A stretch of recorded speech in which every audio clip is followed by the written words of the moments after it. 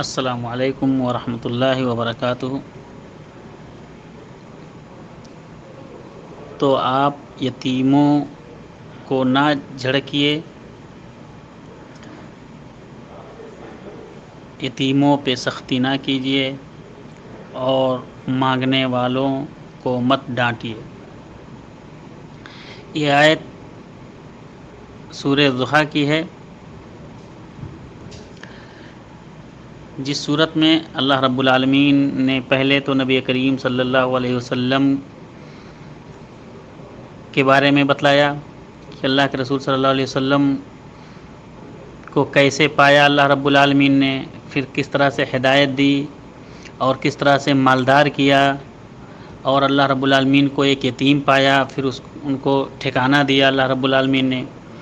یہ سب باتوں کے بعد اللہ رب العالمین نے فرمایا اعوذ باللہ من الشیطان الرجیم فَأَمَّا الْيَتِيمَ فَلَا تَقْهَرْ۔ تو اے نبی کریم صلی اللہ علیہ وسلم، جب آپ کو اللہ رب العالمین نے مالدار کیا اور آپ کو ہدایت دی، تو ابھی آپ یتیموں کے ساتھ جو ہے اچھا برتاؤ کیجیے اور یتیموں پر سختی نہ کریں اور سوال کرنے والے مانگنے والوں کو نہ ڈانٹیں۔